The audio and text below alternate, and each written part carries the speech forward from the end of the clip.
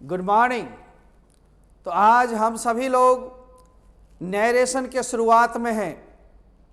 Narration का मतलब होता है कथन, स्टेटमेंट, स्पीच।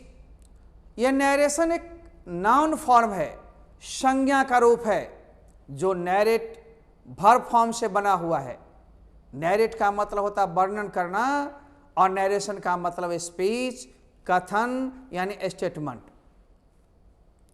नैरेशन की परिभाषा से काम नहीं चलेगा, वो यूं जान लीजिए आप, परंतु परिभाषा से बनने वाला नहीं, इसकी मुख्य पहचान और कुछ रूल्स जिसको समझना बेहतर ढंग से जरूरी है। The art of reporting the words of a speaker is called narration. वक्ता के शब्दों को प्रस्तुत करना, रखना की कला ही नैरेशन कहलाता है। यह दो प्रकार का होता है। एक को डायरेक्ट नैरेशन कहते हैं, प्रत्यक्ष कथन या डायरेक्ट स्पीच भी आप कह सकते हो, और दूसरा है इनडायरेक्ट नैरेशन या इनडायरेक्ट स्पीच और प्रत्यक्ष कथन। जान लो, ये प्रत्यक्ष कथन और अप्रत्यक्ष कथन दो जो होते हैं, इसकी अपनी अपनी पहचान होती है। डायरेक्ट नैरेशन जो होते हैं वो दो भागों में बटे रहते हैं। वो स्टेटमेंट, मेन कथन जो स्टेटमेंट होता है वह इन्वर्टेड कॉमा के अंदर होता है। इन्वर्टेड कॉमा सिंगल हो या डबल हो, उसी कोटेशन मार्क भी कहते हैं, उसी के बीच स्टेटमेंट होती है।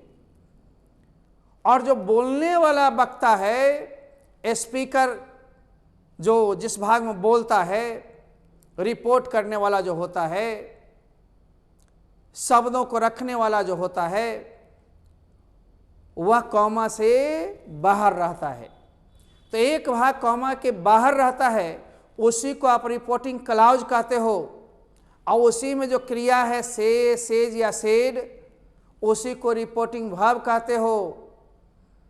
रिपोर्टिंग वर्ब को ही शॉर्ट में भी कहा जाता है। इस भाग को आप रिपोर्टिंग क्लॉज कहते हो और उस क्रिया को रिपोर्टिंग वर्ब भी कहते हो, इसलिए पूरे भाग को आरवी वाला भाग भी कह सकते हो।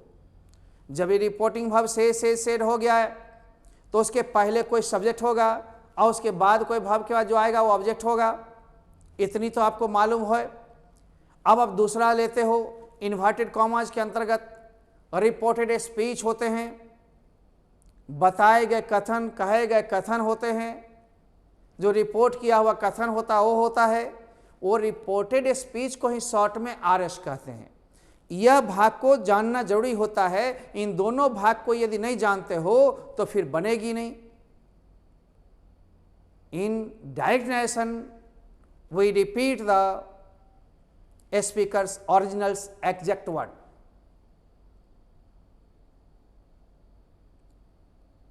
आप डायरेक्ट नरेशन में, डायरेक्ट स्पीच में वक्ता के शब्दों को हूबहू रखते हैं। क्या ये परिभाषा से आपको बन जाएगी? नहीं, परिभाषा से बनने वाली नहीं है।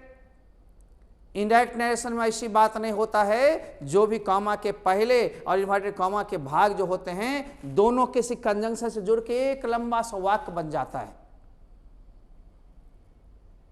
इसलिए दो भागों में बटा हुआ भाग केवल डायरेक्ट नरेशन, डायरेक्ट स्पीच में हो सकता है। इनडायरेक्ट में दो भागों में बटी नहीं होती है। इनडायरेक्ट नरेशन में वक्ता के कहे गए बात के मूल अंश को देते हैं, लेकिन जरूरी नहीं है कि उनके शब्दों को हूबहू हम प्रस्तुत करें, तो नेसेसरली नहीं है।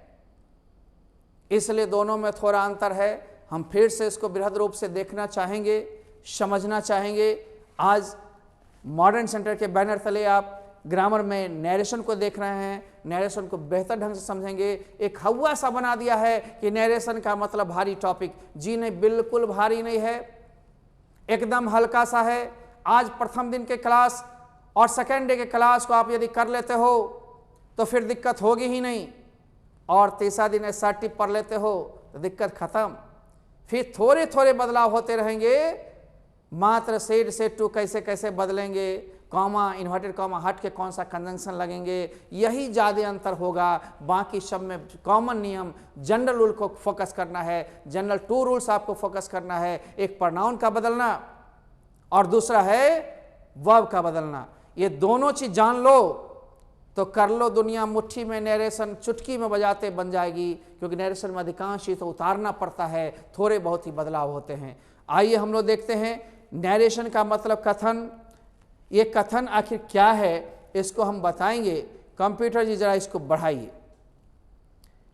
नरेशन का मतलब दूसरा स्पीच भी होता है और दोनों का अर्थ होता है कथन, स्टेटमेंट, जो एक नाउन फॉर्म है। ये नरेशन कौन रूप है? संज्ञा रूप है, इसी को नाउन फॉर्म कहते हैं। तथा यह नैरेट वर्ब फॉर्म से बना है। नैरेट का मतलब होता है वर्णन करना, कथन बनाना, इसी से बना है कथन, नाउन यानी नाउन फॉर्म। ये नरेशन नाउन फॉर्म है, जिसका सेकेंड होता है मतलब स्पीच, और स्टेटमेंट भी आप कह सकते हो। अब आप देखोगे the art of reporting of the words of a speaker is called narration. वक्ता के शब्दों को रखने की कला ही नरेशन कहलाती है। अब नरेशन दो प्रकार के होते हैं भैया, एक डायरेक्ट, दूसरा इनडायरेक्ट। डायरेक्ट मैंने प्रत्यक्ष, इनडायरेक्ट मैंने अप्रत्यक्ष। अब आप देखते भी रहोगे नरेशन दो प्रकार के होते हैं। इसी को डायरेक्ट नरेशन या डायरेक्ट स्पीच कहते हो, प्रत्यक्ष कथन। दूसरा को इनडायरेक्ट नरेशन या इनडायरेक्ट स्पीच कहते हो, और प्रत्यक्ष कथन। अब जब किसी वक्ता के मूल शब्द को हम यानी एक्चुअल स्टेटमेंट को हम ज्यों का त्यों मतलब हु बहू उसी के शब्दों में व्यक्त करते हैं, उसे ही डायरेक्ट स्पीच या डायरेक्ट नरेशन कहते हैं। In direct speech we repeat original speakers exact words. उसके एग्जैक्ट वर्ड्स को, ओरिजिनल एग्जैक्ट वर्ड्स को हम फिर से रिपीट कर देते हैं, हु बहू रख देते हैं। यही डायरेक्ट है, लेकिन इतनी परिभाषा से काम नहीं चलेगी, इसके लिए जानना पड़ेगा। या इन्वर्टेड कॉमास के अंदर रखा जाता है। वैसे डायरेक्ट नरेशन में यानी इसमें वाक्य दो भागों में बटा रहता है। एक भाग इन्वर्टेड कॉमास के अंतर्गत आता है जिसे रिपोर्टिंग क्लाउज के बाहर आता है, जिसे रिपोर्टिंग क्लाउज कहते हैं, तथा उसके से, सेज, सेड इत्यादि को ही रिपोर्टिंग वर्ब आर भी कहते हैं। तो हम फिगर से समझाएंगे। यानी कॉमा के बाहर जो रहता है उसे ही रिपोर्टिंग क्लाउज कहते हैं, और उसमें जो क्रिया लगी है, प्रथम भाषण में हमने थोड़ी देर पहले बताया था, से, सेज, सेड को रिपोर्टिंग वर्ब शॉर्ट में आर भी कहते हैं। ये जानना जरूरी है। इसलिए इस भाग को हम रिपोर्टिंग वर्ब वाला भाग भी कह सकते हैं। दूसरा भाग जो इन्वर्टेड कॉमाज के अंतर्गत आता है, चाहे डबल वाला हो चाहे सिंगल वाला, इसे कोटेशन मार्क भी कहते हैं। इसके अंदर जो आएगा उसे ही हम रिपोर्टेड क्लाउज या रिपोर्टेड स्पीच आरएस कहते हैं। रिपोर्टेड स्पीच ही याद रखो, एक बगल रिपोर्टेड स्पीच, एक बगल रिपोर्टिंग क्लाउज। दोनों रिपोर्टिंग कर दोगे दिक्कत हो, रिपोर्टिंग रिपोर्टेड कर दोगे आरसी तो दिक्कत होगी। इसलिए एक भाग में रिपोर्टिंग वर्ब वाले को आरवी वाला भाग कहो, और एक भाग जो इन्वर्टेड कॉमा के अंतर्गत है उसे रिपोर्टेड स्पीच कहो। सिंपली आप समझ सकोगे। आ गया एग्जाम्पल के लिए डायरेक्ट नरेशन में हम लोग बताते हैं, जहाँ इस पर में गौर करना होगा बाबू, ठीक ना। यहां राम सेड पूरे देख रहे हो, ये पूरे भाग को हम लोग कहते हैं रिपोर्टिंग क्लाउज। आ सेड जो क्रिया है यही रिपोर्टिंग वर्ब हो गई। पूरे भाग को नाम दिए हम रिपोर्टिंग क्लाउज, राम से लेकर सेड तक पूरा। केवल सेड क्रिया है, इस क्रिया को हम लोग रिपोर्टिंग वर्ब कहते हैं, शॉर्ट में आर भी कहते हैं। और ये मोहन इज फैट, ये पूरा भाग देखते हो इन्वर्टेड कॉमा से जुड़ा हुआ है, इन्वर्टेड कॉमा के अंतर्गत है। ये पूरे भाग को कहते हैं रिपोर्टेड स्पीच आरएस। ये जो आरवी वाला भाग है, इस पूरे भाग को हम आरवी वाला भाग भी कह सकते हैं। याद रखेगा, आरवी किसी क्रिया को, चाहे सेड है, से है, सेज है इत्यादि भाव कोई भी रहेगा, जो कॉमा के बाहर वाला भाग में जो क्रिया का भाग है, क्रिया है, उसी को रिपोर्टिंग वर्ब कहेंगे हम लोग। नोट नंबर 2, अब तो हम लोग डायरेक्ट में कोई आदमी कहे आरवी कौन है तो पकड़ लोगे। आरवी का सब्जेक्ट कौन है? ऑब्जेक्ट होता तो आगे होता, जैसे Ram said to Mohan, Mohan object हो जाता। क्रिया के पीछे सब्जेक्ट, क्रिया के आगे ऑब्जेक्ट। इतनी तो समझ गए होगे। आओ कंप्यूटर जी थोड़ा बढ़ाइए। नोट नंबर 2, किसी वक्ता के मूल कथन एक्चुअल स्टेट में कुछ बदलाव करके उसके आशय या सारांश को अपने शब्दों में व्यक्त करते हैं, परंतु जरूरी नहीं है कि हूबहू शब्दों को हम दे देते हैं। वही तो इनडायरेक्ट स्पीच कहलाता है बाबू, और प्रत्यक्ष कथन कहलाता है। और प्रत्यक्ष कथन में कोई भी वाक्य दो भागों में बटा नहीं रहता है, बल्कि किसी कंजंक्शन से जुड़कर एक बना रहता है, इसमें दो भाग नहीं होता है। अतः दो भाग वाला वाक्य जो होगा वो डायरेक्ट स्पीच में होगा, डायरेक्ट नरेशन में होगा, उसको याद रखेंगे। In indirect speech we give the exact meaning of a remark or a speech without necessarily using the speaker's exact words। जरूरी नहीं है वक्ता के एग्जैक्ट वर्ड्स को हम लोग रिपीट करें, हो बहु दें, इसमें उसके मीनिंग और सारांश को हम देंगे। तो खैर परिभाषा न पूछता है न याद रखना है, सिर्फ और सिर्फ उसके रोल को समझना है, कैसे चेंजिंग करेंगे वो समझना है। ये कास्टिंग इसीलिए दे दिए जो आप कम से कम डायरेक्ट और इनडायरेक्ट नरेशन के प्रकार को समझ सकेंगे। अतः नरेशन को दो भागों में बांटी गई, एक डायरेक्ट जिसमें दो भाग होते हैं और एक इनडायरेक्ट जिसमें दोनों भाग जोड़ के एक हो जाते हैं। इतनी तो पहचान मोटी मोटी हुई होगी। अब इसमें आरवी कौन है, आरएस कौन है डायरेक्ट में, वो भी आपने सीखा होगा, फिर से हम बताएंगे। इसमें रिपोर्टेड स्पीच किसी कंजंक्शन के साथ रिपोर्टिंग क्लॉज यानी रिपोर्टिंग वर्ब वाले भाग के साथ जुड़ा करके आता है, या दो भागों में बटा हुआ नहीं रहता है, पूरा क्लियर लिखा हुआ है। जैसे कि आप देख लो, कंप्यूटर जी जरा कलर दीजिए। राम सेड डैट, यहां देखते हो डैट एक कंजंक्शन है, इससे जुट गया। इसी भाग को हम लोग अलग अलग करते, मान लो राम सेड, यहां डैट के जगह comma, inverted comma, Mohan is fat. ध्यान दो, यही भाग जो है ये आरवी वाला भाग है, चूंकि आरवी सेड को कहते हैं, सेज को कहते हैं, सेज को कहते हैं क्रिया। जो कॉमा से पहले भाग है उसमें जो क्रिया है वही आरवी हुआ। अब पूरे भाग को आरवी वाला भाग या रिपोर्टिंग क्लॉज ग्रामर के भाषा में नाम दे सकते हैं। और ये जो भाग है कॉमा के अंतर्गत, डबल हो चाहे सिंगल हो, इन्वर्टेड कॉमाज, वही आरएस होता है। आरएस और आरवी वाला में समझ में आ गया, कोई दिक्कत नहीं है। यही हो गया डायरेक्ट, ये किसका हो गया, डायरेक्ट का, डायरेक्ट स्पीच या डायरेक्ट नरेशन। लेकिन इनडायरेक्ट में ऐसा बात नहीं, दो भागों में बटा हुआ है ही नहीं। अंतर तो आप समझ गए होंगे, ये भी समझ गए होंगे आरवी और आरएस। अब हम लोग आएंगे थोड़ी देर में थोड़ा अलग चीज लेने के लिए। कंप्यूटर जी जहाँ लिखा हुआ चीज को क्लीन कीजिए। या अभी आप देख रहे हैं इनडायरेक्ट स्पीच के एक एग्जाम्पल को। तो डायरेक्ट में दो भाग देख लिया, इनडायरेक्ट में एक भाग। आखिर एक भाग कैसे बनेगा, यही तो प्रश्न है। आइए जनरल रूल में आज हम प्रोनाउन का बदलना सिखाएंगे। आरएस का प्रोनाउन, आरएस का जो इन्वर्टेड कॉमा के अंतर्गत यदि प्रोनाउन फर्स्ट पर्सन का होगा तो आरवी जो कॉमा के बाहर क्रिया है उसके सब्जेक्ट के नंबर, पर्सन और जेंडर के अनुसार बदलेंगे। नंबर का मतलब वचन, एक वचन है कि बहुवचन, ही देखना होगा। Person first person, second person, third person का ख्याल रखना है। एंड जेंडर यानी सेक्स, मेल है कि फीमेल है, मेल के लिए मेल देंगे, फीमेल के लिए फीमेल देंगे। अब कैसे बदलेगा इसको बताएंगे हम।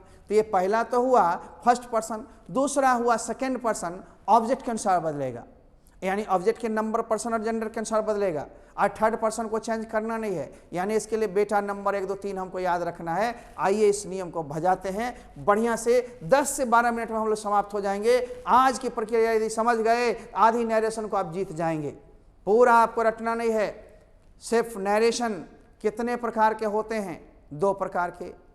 नरेशन का मतलब क्या होता है, कथन यानी स्पीच। यह 2 प्रकार का कौन कौन हो गया, एक डायरेक्ट एक इनडायरेक्ट। डायरेक्ट में 2 भाग होते हैं, इन्वर्टेड कॉमा के अंदर आरएस है और कॉमा के बाहर जो भाग है उसमें जो क्रिया है उसी को आरवी कहते हैं। पूरे भाग को आरवी वाला भाग कह सकते हो उस भाग को, या नहीं तो रिपोर्टिंग क्लॉज नाम दे सकते हो। अब आप जान गए आरवी किधर रह सकता है, कॉमा के पहले वाला में। इन्वर्टेड कॉमा के अंदर आरएस है, आरएस में ही मेन बदलाव होता है, उसी को ध्यान रखना है। आओ थोड़ी देर में बताता है। डायरेक्ट से इनडायरेक्ट में बदलने के लिए मेरे बच्चे आपको ध्यान रखना पड़ेगा। 1 नंबर में प्रोनाउन का बदलना। नाउन नहीं बदलता है, नाम चाहे अमर है, गीता है, सीता है, कुमार एक बार का पापा भी होंगे तो कोई ना कोई नाम होगा, नाम नहीं बदलेगा। कटहल, टेबल, बिल्ली, कुत्ता, धूल फूल, स्कूल, राबड़ी, लालू, कोई नहीं बदलेगा। बदलेगा क्या, नाउन के बदले जो प्रोनाउन आता है वो भी सब चीज नहीं बदलता है, या तो फर्स्ट पर्सन बदलता है या सेकेंड पर्सन बदलता है, थर्ड पर्सन बदलना ही नहीं है। थर्ड पर्सन प्रोनाउन में कौन है? ही है, सी है, इट है, दे है, वन है, ये सब भी बदलना नहीं है। तो लफड़ा कहाँ है? फर्स्ट पर्सन में दो ही है, आई और वी। आई सिंगुलर हो गया, वी प्लुरल हो गया। आई और वी फर्स्ट पर्सन को आरवी के सब्जेक्ट के अनुसार बदलेंगे, और सेकंड पर्सन यू, मात्र you, second person singular plural दोनों यू होता है। जो यू आएगा उसको ऑब्जेक्ट के अनुसार बदलेंगे, थर्ड पर्सन बदलना ही नहीं है। इसी को हम लोग भजा रहे हैं, जरा देखोगे तो प्रोनाउन का बदलना, changing of the pronoun, number 1 वही बात है जो मैंने भाषण में कहा है, अब ठीक से समझोगे। जब आरएस का प्रोनाउन फर्स्ट पर्सन में हो तो उसे आरवी के सब्जेक्ट के अनुसार, यानी उसके number, person, gender and sex के अनुसार बदला जाएगा। When the pronoun of RS is in the first person, then it should be changed according to the number, person and gender of the subject of RV। RV के subject के number, person और gender के अनुसार बदला जाएगा। अब हम लोग देखेंगे, सर नहीं समझ रहे हैं भाषा में, एग्जाम्पल में तो समझिएगा। आज तक कहीं प्रोनाउन के बदलने में हिचकिचाते होंगे, आज से नहीं आप हिचकिएगा। पहले सब्जेक्टिव मूड में हम सिखा देंगे, फिर दूसरे दिन ऑब्जेक्टिव मूड में सिखाएंगे, पॉसेसिव मूड में सिखाएंगे, पूरे चार्ट को अच्छी तरह से चटवा देंगे। आइए देखते हैं हम लोग। एग्जाम्पल दीजिए, पहले एक सीखो। यहां पर आपने देखा होगा बच्चे कि राम सेज है, आई एम फैट है। अब राम सेज, ये जो सेज क्रिया है वही तो आरवी है। इसमें कोई कहे आरवी कौन है तो ये है। ये पूरे भाग को आरवी वाला भाग कह सकते हैं, यानी रिपोर्टिंग क्लाउज में ही आरवी होता है। और ये जो इन्वर्टेड कॉमा वाला भाग है ये दो ही होगा, ठीक ना। ये जो भाग है बाबू, इसी को हम लोग आरएस कहते हैं। कौन सी कहते हैं? RS, reported speech. अब ध्यान देना है, आरएस में ही प्रोनाउन को बदलना है, आरवी में नहीं।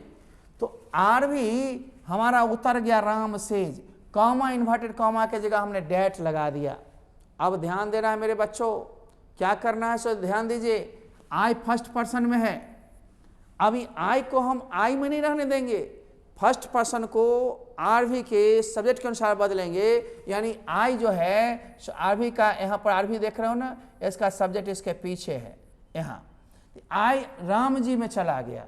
अब राम जी तो मेल है, आप देख रहे हो, तो मेल में जब जाएगा, सिंगुलर है ना आई, तो सिंगुलर जाएगा, मेल से ही पैदा होगा। तो यहाँ पर क्या हो गया? ही। अब तो कहोगे आई था, ही कर दिया, आई पागल टीचर। जी नहीं, यही तो प्रोनाउन का बदलना आपको सीखना है। सर मान लो राम में नहीं जाता, रानी मुखर्जी में जाता तो शी बन जाता, कैटरीना में शी बनता, ए कुमार में ही बनता, ए कुमारी में सी बनता। सर मेल कोई भी नाउन होगा तो उसमें ही या फीमेल में सी। यस, यदि सर यहाँ आई होता मान लीजिए, और आई में जाता तो क्या होता? उधर आई होता। सर यहाँ पर यू होता तो आई यू में जाता तो यू पैदा होता। सर यहाँ यू भी नहीं होता, ही होता, आई ही में गया तो ही बन जाता। सर सी में जाता तो सी बन जाता। इन जिसमें जाएगा उसी से निकालोगे, राइट ना। तो फर्स्ट पर्सन कहाँ जाएगा? आरवी के सब्जेक्ट में, सब्जेक्ट के नंबर, पर्सन और जेंडर, सेक्स को देख कर निकालोगे। मेल सेक्स में गया, मेल निकलेगा, यहाँ ही हो गया, राइट ना। सर ईज आर एम को ईज आर एम ही क्यों रखे? क्योंकि यहाँ आरवी से या सेज वर्तमान में हो, कल नियम पढ़ोगे। पहले आज प्रोनाउन का बदलना हम लोग सीखते हैं। जब भी यह सिंपल प्रेजेंट में हो या फ्यूचर में होता आरवी, तो आरएस के टेंस में कोई बदलाव नहीं होता है, सब्जेक्ट के अनुसार इज होगा। क्योंकि आई के साथ एम है, ही के साथ तो इज ही होगा, सी रहता तो भी इज होता। आपने अभी प्रोनाउन बदलना सीखा है। एक एग्जाम्पल हम एक्स्ट्रा दे रहे हैं यहाँ पर, सीखो। फिर एक एग्जाम्पल और आएगा। मान लो यहाँ पर रहता Rani said to Mala, I can do it.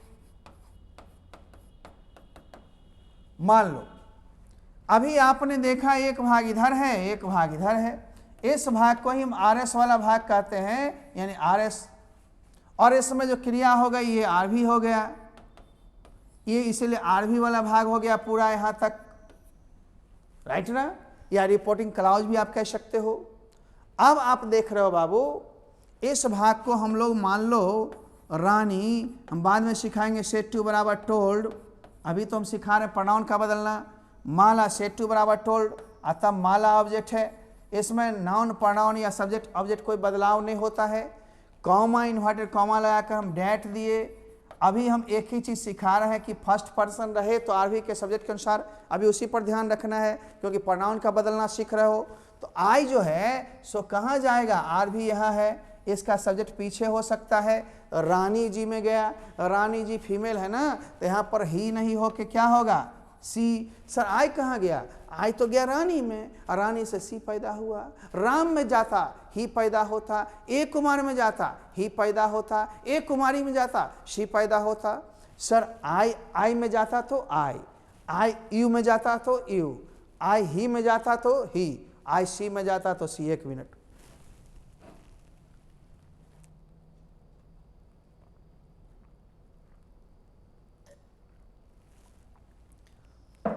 काफ़ी बोलना पड़ता है, बोलते बोलते कभी कभी प्यास सी लग जाती है, और आप जानते हो समझाने के क्रम में वोल्टेज तो हाई रखना पड़ता है ना, समझाना है।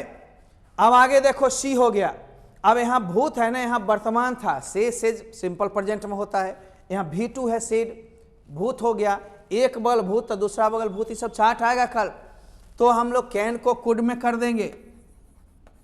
सपोज करो यहाँ पर सेज रहता ऐसा ही, तो टेंस में कोई परिवर्तन नहीं करते, कैन का कैन ही होता, और जब सहायक क्रिया बदल गया या नहीं बदला तो मुख्य क्रिया में बदलाव नहीं होगी। डू इट थर्ड पर्सन है, थर्ड पर्सन नो चेंज होता है, ये सब आएगा। पहले हम लोग एक ही चीज को फोकस कर रहे हैं प्रोनाउन के बदलने में। रूल नंबर 1 कि यदि फर्स्ट पर्सन का प्रोनाउन होगा तो उसे RV के सब्जेक्ट के अनुसार ही बदला जाएगा। तीसरी एग्जांपल हम लाने वाले हैं, इसको क्लीन करते हैं। कंप्यूटर जी जरा इसे क्लीन करके बढ़ाइए, लो कर लो दुनिया मुट्ठी में, आ गए हम। Sita said I am fat, यहां पर सीता सेड को सेड रखे, कॉमा इन्वर्टेड कॉमा की जगह डैट लगाइए, सब रूल भी आएगा। पहले हम प्रोनाउन का बदलना सिखा रहे हैं RS में, यहां भी फर्स्ट पर्सन है, फर्स्ट पर्सन RV के सब्जेक्ट के अनुसार बदलेगा। सीता जी के अनुसार क्या हुआ, शी। यहाँ राम जी होते तो ही गया ना, इस तरह से। असर ई जा रहे हमको वाजवर में क्यों बदल दो, क्रिया का बदलना, वर्ब का बदलाव कल आएगा। यदि भूत रहे तो भूत होगा ई जा रहे की जगह वाजवर, कैन के जगह कुड, मे के जगह माइट, वाजवर के जगह हैड बीन। ये कल की प्रक्रिया है, सब एक ही दिन में कैसे सीखोगे। प्रोनाउन का बदलना सीखो, जितना पर फोकस करो उतने पर फोकस करो। तो ही सी वाज फैट। अब सर यहाँ भी आई होता तो आई में जाता आई होता, आई यू में जाता यू होता, ही में जाता ही होता, शी में जाता सी। जाने की प्रक्रिया वैसे ही, निकलने की प्रक्रिया वैसे ही है, केवल याद रखना फर्स्ट पर्सन जब भी जाएगा RV के सब्जेक्ट में जाएगा और उसी के अनुसार बदलेगा। तीसरा देख लो, I said I can do it, I said का I said, comma inverted comma की जगह डैट, ये सब भी रूल बताएंगे। आई में गया, आई ही पैदा हुआ, देखा ना। आई यू में जाता यू पैदा होता। कैन का कुड क्यों हो गया, चूंकि यहाँ भूत है, जब भी यहाँ RV भूत में रहे तो उस कैन का भूत कुड होगा। फिर सहायक क्रिया बदल गई तो मुख्य क्रिया नहीं बदलेगी, इट तो थर्ड पर्सन है, नो चेंज। अब आइए, आपने एक रूल को समझा है, अब दूसरा रूल आने वाला है। यदि RS का प्रोनाउन सेकेंड पर्सन में हो, RS का प्रोनाउन सेकेंड पर्सन में हो, तो उसे RV के ऑब्जेक्ट के नंबर, पर्सन और जेंडर के अनुसार बदला जाएगा। If the pronoun of RS is in the second person, then it should be changed according to the object of RV. RV के ऑब्जेक्ट के अनुसार बदला जाएगा। It means according to the number, person and gender of the object of RV. RV के object के number, person और gender के अनुसार बदला जाएगा। जेंडर का ख्याल करना है कि मेल है कि फीमेल है।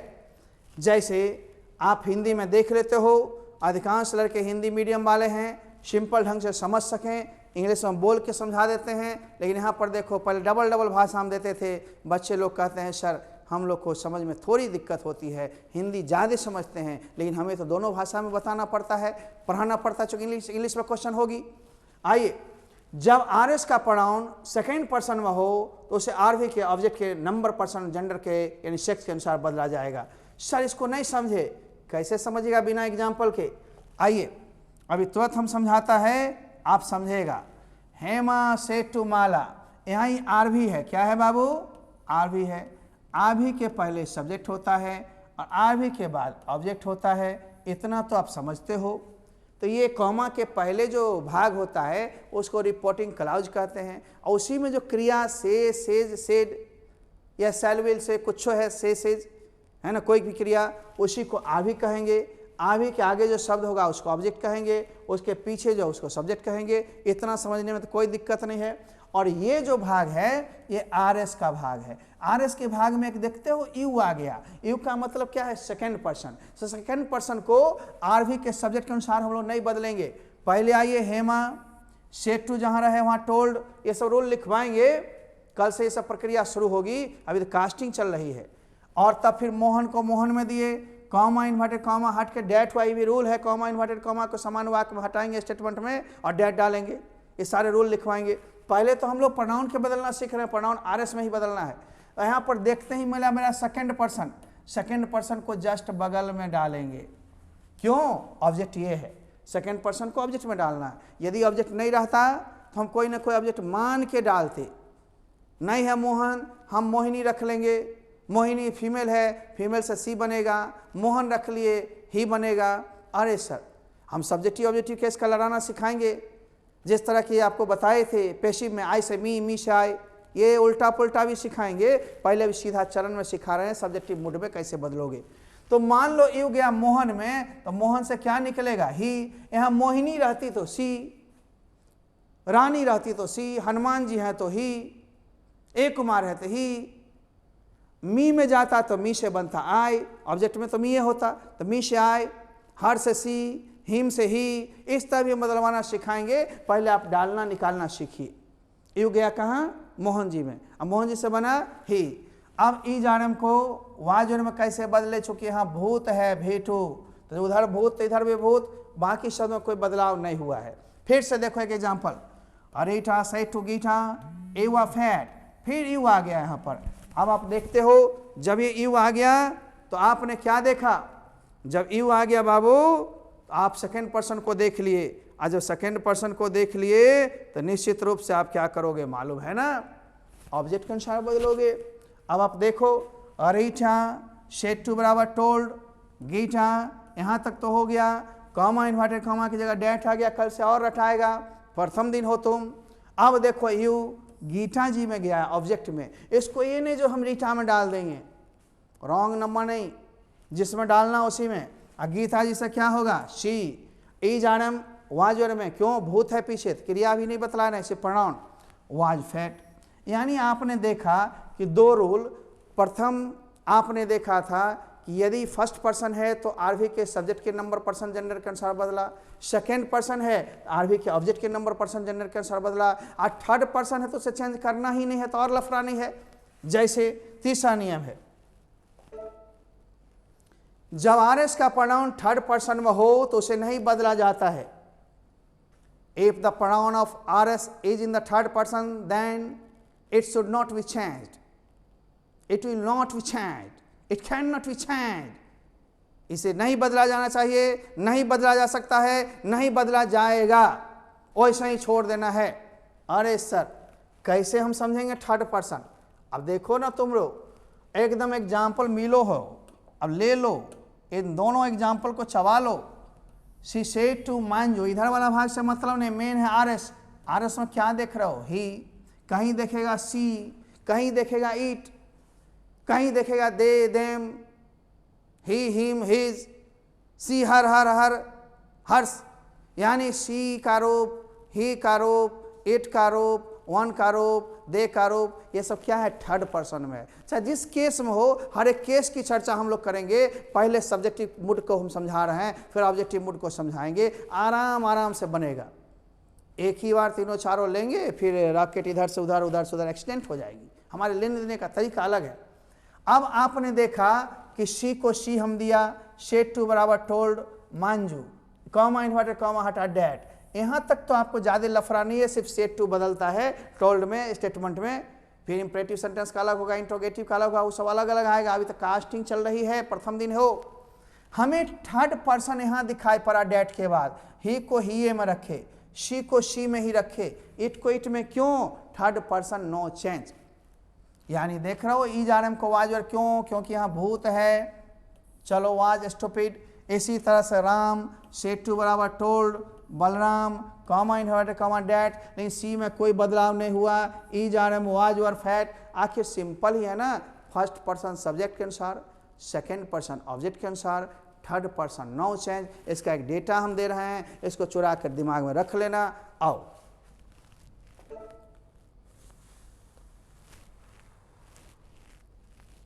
यानी इस फार्मूला को याद रखना है। जरा सा देखो, ये ऊपर की ओर जा रहा है रॉकेट, देख रहा हो ना। फर्स्ट पर्सन जब भी आरएस में आए तो उसको आरवी के सब्जेक्ट के अनुसार, सेकेंड पर्सन को आरवी के ऑब्जेक्ट के अनुसार, एंड थर्ड पर्सन एन का मतलब नो चेंज, एस का मतलब सब्जेक्ट, ओ का मतलब ऑब्जेक्ट। यानी बेटा नंबर 1 2 3 याद रखना है हरदम, ठीक ना। हमने दे दिया है सिंबल में, एस का मतलब सब्जेक्ट, ओ का मतलब ऑब्जेक्ट, एन का मतलब नो चेंज, 1 का मतलब फर्स्ट पर्सन, 2 का मतलब सेकेंड पर्सन, 3 का मतलब थर्ड पर्सन। ये सब समझने के लिए अब इसी फार्मूला को उतना रटे हो, बनाए हो, इतनी में दिमाग में रख लो, खत्म। अब आइए हम लोग चलते हैं थोड़ा सा, कंप्यूटर जी थोड़ा सा इसको, इस चार्ट को देखने दीजिए। इसी चार्ट का हम लोग प्रयोग करवाएंगे बाद में, ठीक है ना। ये subjective case, objective case, possessive case, ठीक ना, सबको हम लोग ले चलेंगे धीरे से। ये पर्सन है, फर्स्ट पर्सन सिंगुलर नंबर में आए, सेकेंड प्लूरल में वी, सेकेंड पर्सन में you, and third person singular में ही, सी, इट, वन, और प्लूरल में दे। ये हो गया सब्जेक्ट के रूप में। बाद में हम लोग ऑब्जेक्टिव केस सीखेंगे। आई से मी से आई, वी का अस का वी, एक्टिव पैसिव में पढ़े हुए हैं। यू का तिवे होता है, ही का हिम का ही, शी का हर का सी, इट का इटे होता है, वन का वन्य होता है, दे का देम। जिसमें कोई लफड़ा नहीं है उसको सेम है, जिसको थोड़ी लफड़ा उसको लेना है, कब सब्जेक्ट कब ऑब्जेक्ट। कोई भी क्रिया के बाद, कोई भी भाव के बाद ऑब्जेक्टिव केस होगा, कोई भी भाव के पहले सब्जेक्टिव केस होगा। जिस केस का प्रोनाउन हम बदल रहे हैं उसी केस में लाएंगे।